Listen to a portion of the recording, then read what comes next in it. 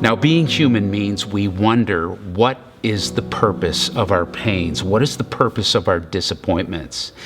And actually, to wonder that, why, it just goes with the human territory.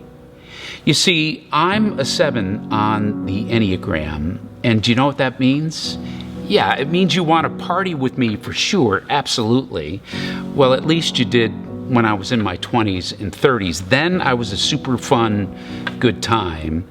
Now, not so much. Now, my idea of a good time is cooking an Italian meal, having one glass of wine, and then plopping on the couch and watching Succession on HBO Max.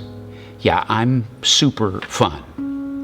But me being a 7, historically, what it has meant for me is I have tended to avoid painful things in my life. And this 7 optimism that serves me on one hand, and it's also delayed my inner healing. Because historically, when I've run from pain, I don't actually face it and deal with the actual hurt. So it actually continues. And it's just taken loads and loads of wonderful therapy, an incredible, loving, and patient family, deep spiritual work to transform. And I'm still growing at it. So don't leave me here at this illustration that this guy runs from pain.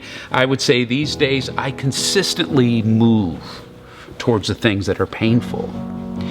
Now, just recently, I was talking on the phone with this wonderful guy who had just had a family member die too young, just cut short in their life. And this guy was being extremely vulnerable with me about the challenge of processing that with his spiritual life, especially the kind of Christianity, the rigid fundamentalism he grew up with. And he was thinking, okay, David, they tell me it has a purpose. Really? What would ever be the purpose to lose my family member? And I think this is a very human question, of course. I mean, think of your pain, think of your hurt, think of your losses, think of circumstances that didn't go your way, think of dreams that haven't come true. I just believe everything, every experience, I believe it all gets used. It's all needed, especially the agony, but even the boredom, the humdrum, even your body gets used. Now, in Western Christianity, we have had a horrible relationship with our bodies, haven't we? I mean, if we're not avoiding them altogether, we're then either objectifying them with 2 unhealthy things, unhealthy worth or unhealthy criticism, right? And American Christianity and evangelicalism has especially had a horrible relationship with the body. I mean, entire systematic theologies have been proof texts to create what has ended up a detachment from our bodies. Why? Because our bodies obstruct the purity that God wants to give us, or they become vessels of sin through lust and gluttony.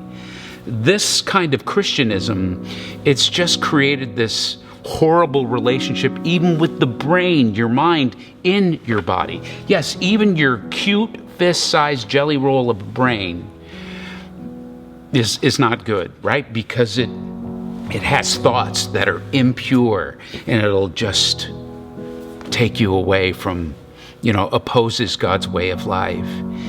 And what this ends up doing is stressing biblicism. And when we have a viewpoint of the mind that way, it can even end up creating anti-intellectualism. But in Christian spirituality, everything gets used. Your pain, your body, your emotions, your gifts, your weaknesses. Even the ordinary, everyday gets used. Isn't that hopeful?